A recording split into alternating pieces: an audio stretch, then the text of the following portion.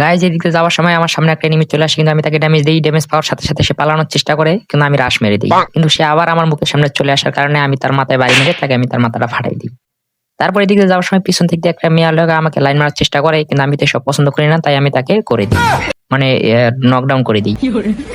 এরপর যখন এদিক দিয়ে যাই তখন এলাকা তার বিএফ আমাকে এলাকা মারার জন্য রেডি থাকে, কিন্তু তাকে আমি এলাকা অটো হেডশট মেরে দিই, কিন্তু সেও আমাকে মেরে দেয়। এটা কোনো কথা? পরের রাউন্ডে এদিকে যাওয়ার সময় আমার মুখের সামনে দেওয়া হঠাৎ একটা পোলা বেয়াদবি করে চলে যায়, কিন্তু তার বেয়াদবির কারণে আমি তার মাথাটা ফাটাই দিই। তারপরে এই বাসাতে ঢোকার সাথে সাথে দেখা হয়ে যায় আবার সেই সুন্দরী আপুর সাথে, কিন্তু এই সুন্দরী আপুর কাছ থেকে বাঁচার জন্য আমি ওর সেজে বাইরে আসি, কিন্তু আবার আমি তাকে চেপে ধরে তার দুইটা মেপে দিই। সুন্দরীকে নক করার পরে তার বিএফ তাকে বাঁচানোর জন্য গুলাল মেরে দেয়, কিন্তু আমি পিছন দিক দিয়ে ঘুরে গিয়ে তাদের উপর রাশ করে দিই। তাদের রাশ করে দেওয়ার জন্য যখন আমি ঘরের ভিতরে ঢুকি তখন তার বিএফ কি করে এক বিসি গান দিয়ে আমার 2 বিসিটা ফাটাই দেয়। আর মানুষ পার নাই, বারবার শুধু আমার উপরে।